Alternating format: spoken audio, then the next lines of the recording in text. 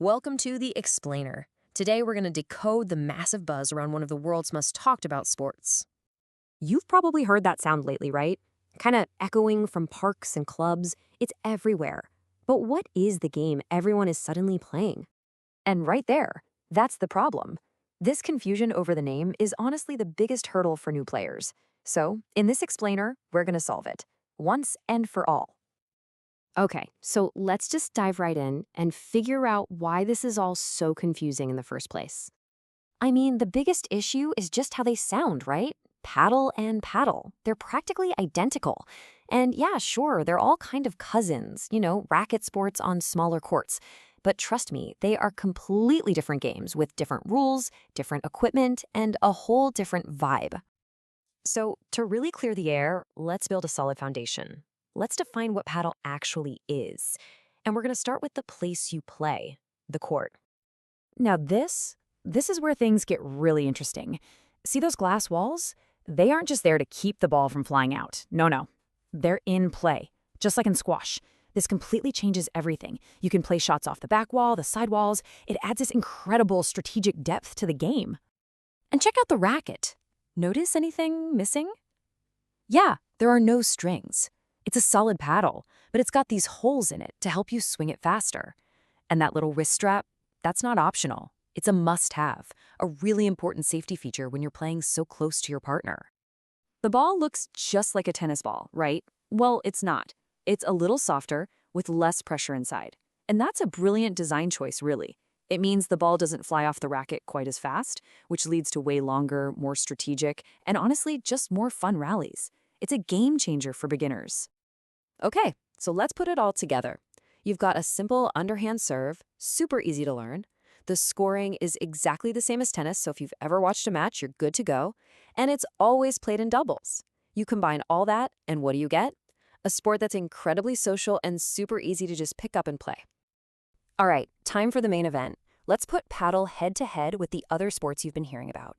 This is where we're going to clear up all that confusion for good. If you just want the one-sentence summary, here it is.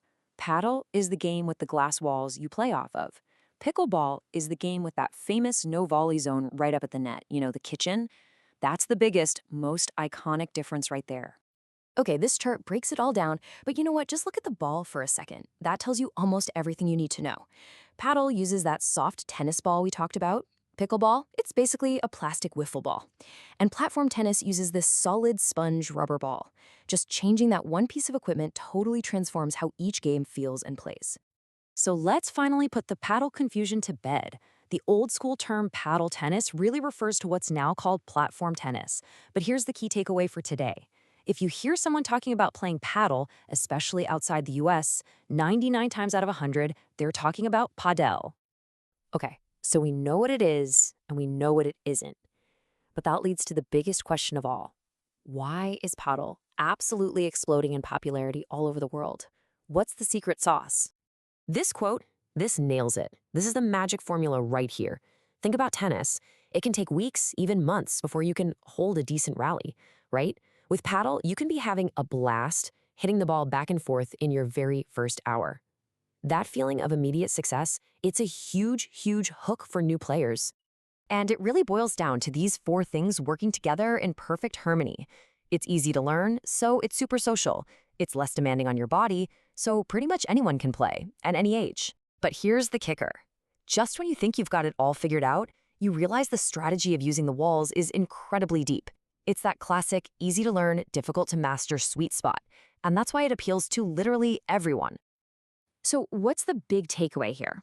Well, it's that understanding these differences isn't just about winning a trivia night. It's about clarity. It's your starting block to getting on the right court, with the right gear, and having an absolutely amazing time. And now that we've cleared away all the confusion, the path forward is actually super simple. You've achieved clarity. You know the difference. The only thing left to do? Go experience it for yourself. So really, the only question left is, are you ready? Are you ready to find out for yourself why millions and millions of people all over the world are completely falling in love with this game?